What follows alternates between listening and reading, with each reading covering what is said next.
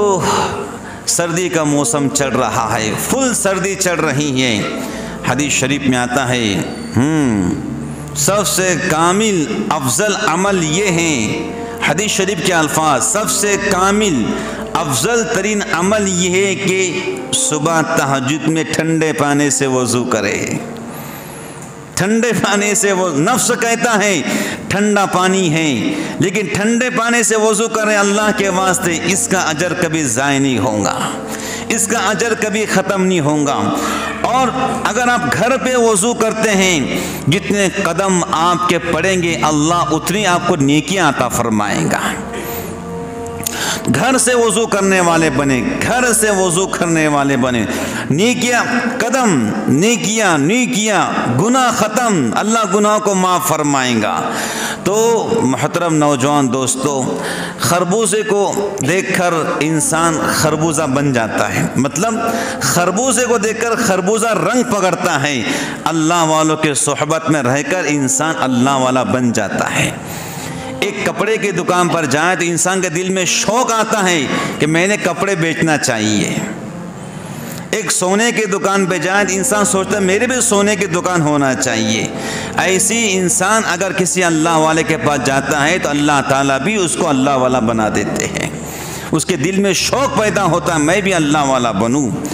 اس لیے سردیوں کے موسم کے اندر کبھی فجر کی نماز سردی بن کے مت چھوڑو کہ سردی بہت ہو رہی، سردی ہوتے رہیں گی۔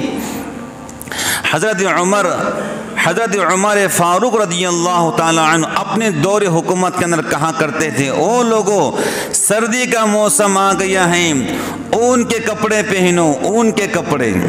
اللہ نے قرآن میں کہا کہ ہم نے چوپائیوں کے اندر، سورہ نحل میں اللہ کہتے ہیں ہم نے چوپائیوں کے اندر تمہارے لیے فائدے رکھے ہیں، ہم نے چوپائیوں میں تمہارے لیے فائدے رکھے۔ کیا فائدے؟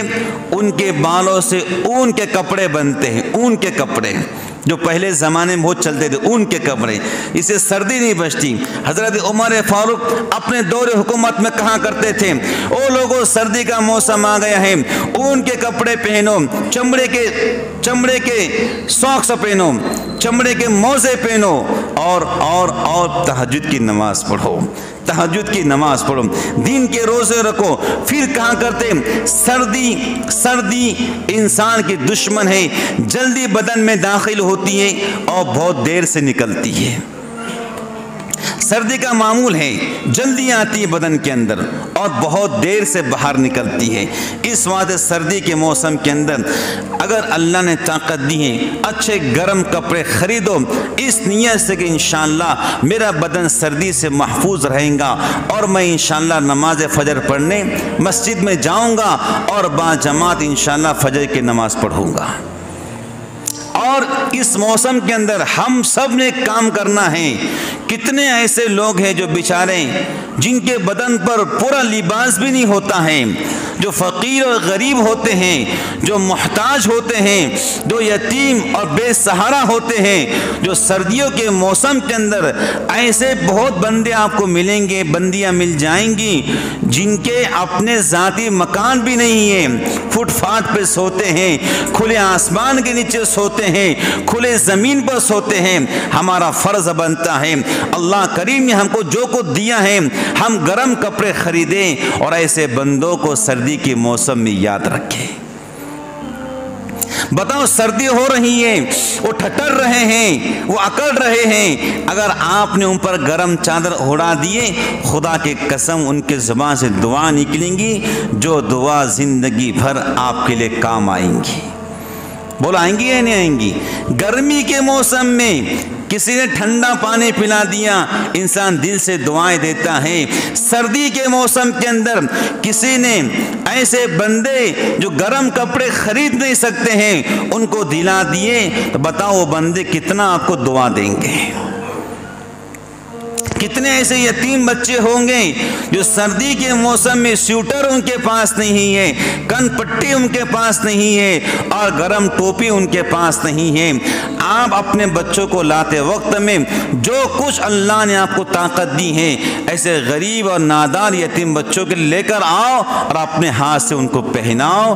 ان کو پہناؤ گے ان کے چہرے پر مسکراہٹ آئیں گی, ان کی آنکھوں میں خوشی کے آنسو آئیں گے اور انشاءاللہ وہ آپ کو دعا دینے والے بنیں گے. دعا لینے والے بنو, دعا کرانے والے نہیں, دعا لینے والے بنو. دور بیٹھا کوئی دعا دیتا ہے, دور بیٹھا کوئی دعا دیتا ہے, میں ڈوبنے لگتا ہوں سمندر اچھال دیتا ہے. یہ دعائیں ہوتی ہیں. بولو کیا ہوتی ہے؟ یہ دعائیں ہوتی ہیں جو انسان کی زندگی بھر کام آتی ہیں.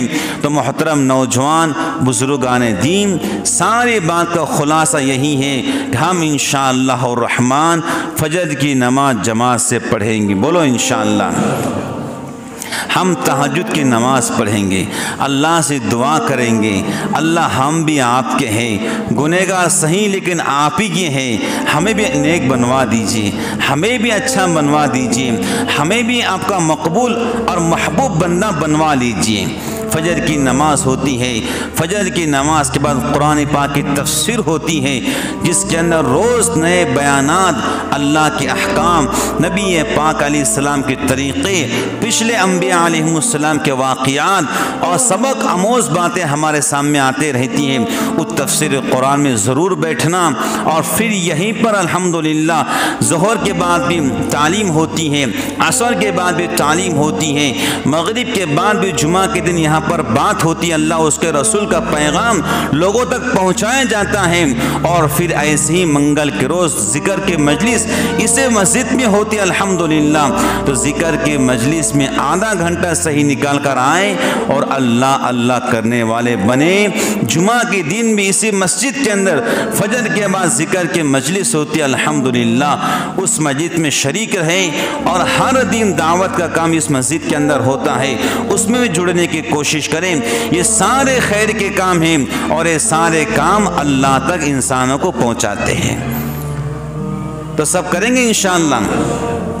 تو ہم آخر میں یہی دعا کرتے ہیں, اللہ تعالیٰ مجھے بھی عمل کی توفیق عطا فرمائے, آپ تمام بھائیوں کو, بزرگوں کو, بہنوں کو, ماؤں کو, جہاں تک اللہ بات پہنچا رہے سب کو اللہ عمل کی توفیق عطا فرمائے.